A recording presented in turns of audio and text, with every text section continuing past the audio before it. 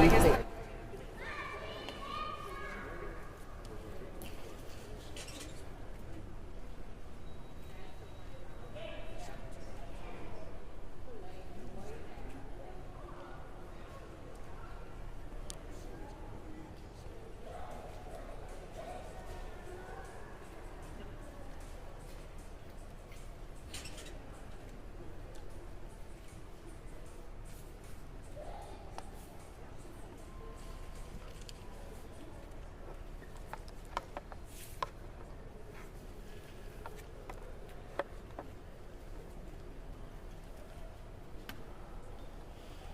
Good morning. First, I want to express my sadness to the McKeever family. Criminal law is saturated in tragedy, and the loss of a loved one is the deepest kind of tragedy. All of us who do this work bear the burden of always seeing, with our eyes and our heart, what this loss means to so many people. I know that the pain suffered by the McKeever family will never go away. Second, I also want to say something about and to our staff at the Hennepin County Attorney's Office. We have the most experienced, dedicated, professional team of prosecutors, victim advocates, and other staff in the state of Minnesota. I have worked with them for many years and have gotten to see them and know them much better in the short time I've held this office. I have supreme confidence in them and their decision making. They care deeply about public safety in Hennepin County, and they take their roles extraordinarily seriously. I am proud to work with them as they do very difficult jobs. Part of what makes this job so hard as a prosecutor is that no matter what we do, we will never bring a loved one back to life or erase the trauma that comes with a crime like this one. Our goal must be, going forward, not to compound the tragedy that has already happened. That means doing what is necessary to prevent future violence while respecting the human dignity of everyone who's involved. The sad reality is that so many cases that come into the legal system are absolutely devastating. It is one of the reasons being a prosecutor is so difficult, because you have to look at a case where there's been unimaginable harm and then decide what accountability, justice, and punishment are appropriate to request. What will serve the best interests of public safety?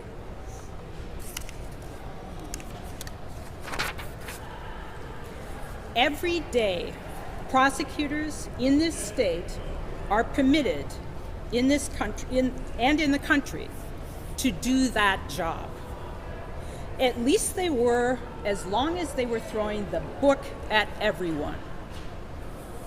Even some who were innocent, even when they threw children in prison at alarming rates, no one intervened. Even as evidence mounted that long prison sentences did not help people change their ways when they were eventually released. It wasn't until voters started electing prosecutors who said they would consider that mounting evidence and who said, maybe we should think about doing things differently. If what we've been doing hasn't been best for public safety, maybe we should think about doing something else. It wasn't until voters started electing prosecutors who promised to follow research and evidence about what works best for safety and rehabilitation that some decided to start to intervene. Now, when we see reform prosecutors elected, other elected officials have decided that we cannot use our discretion and make these very hard decisions. That is what the Attorney General and the Governor have done in this case. Their behavior is undemocratic, and they've found themselves in very poor company. Florida Republicans, both then Governor Rick Scott and Governor Ron DeSantis, have removed cases and prosecutors from office because they did not agree with local prosecutors' exercise of discretion, including one prosecutor's decision not to use the death penalty. Missouri Republicans are trying to remove Kim Gardner for the same reason.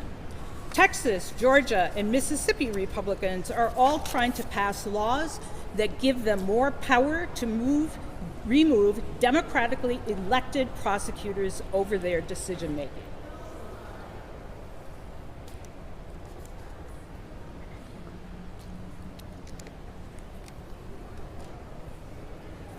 And now Minnesota Democrats, the governor and the attorney general, are following in their footsteps. This governor and this attorney general are doing precisely what their opponents in the last election promised they would do. The governor and the attorney general are doing what Scott Jensen and Jim Schultz promised they would do if elected. I am keeping a promise. They are not. They may disagree with my decision in this case, and it was a terribly difficult decision. They are entitled to their opinion, but their actions here show that they also don't really believe fully in democracy, because they are stopping me from doing the job voters elected me to do. Only very recently, by the way, because they don't like this particular outcome. That is unacceptable. They have set a very dangerous precedent. You did. Are you up for questions today? Yes. Yes. What precedents are you setting for the community and for murderers? What precedent are you setting? 2 years. 2 years. 2 years. What are you setting? What tone are you setting? What we have done in my 3 months here is to look at each individual case. We look at the circumstances of each youth and adult, frankly, and we see whether there are opportunities to rehabilitate this person, depending on what their history is, depending on the circumstances of the case. In this particular case, we felt that the 15-year-old was capable of rehabilitation, at least to the best of our understanding of the research and brain development and the lack of history. And so we made an offer to him that he accepted, by the way, that he would spend time in the adult prison. Or what's your point of doing this? How is that safer for the community? What you have done is let a sex offender go and a murderer against women. Is there something against women that you don't charged a passenger but not a driver? Your How way does of that thinking kid is not feel that a sex offender that's not a precedent lesser for is the talking to community?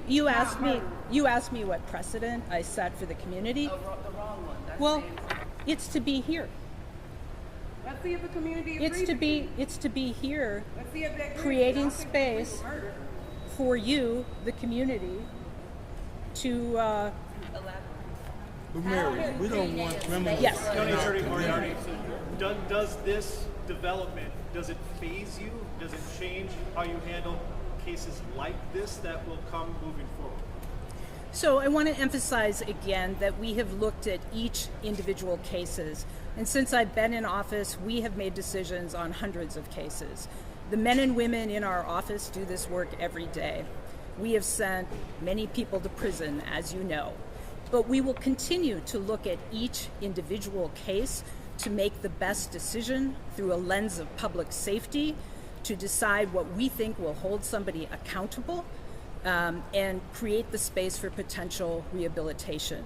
So my anticipation is we will go ahead and continue to do what I was elected to do, what I made very clear that I would do when I was elected into office. Ms. Moriarty, I have a question. Yes. I think in talking to some folks, there's a lot of questions why they both got the same plea deal. It's case by How do case. you not see the cases as different, given one pulled the trigger and one did not? Yes. So we, as I said, we look at each and every case individually. The 15-year-old's case is not public. And so no one but the people in our office understand anything really about this particular 15-year-old. They don't understand anything about the psychological background. They don't understand the history. The Attorney General and the government don't understand that. So what we're trying to do is look at each individual. And I'd say about the 17-year-old this. Probation did a certification study on him. They recommended extended juvenile jurisdiction. When the judge laid out the factors that she would have considered, she said that the factors weighed towards giving him EJJ, which is extended juvenile jurisdiction. So we did exactly what the judge would have done. How would you feel As to the 15-year-old, all of the 16, he's 16. he was 15 at the time this happened. As to the 15-year-old, that is a non-presumptive certification case.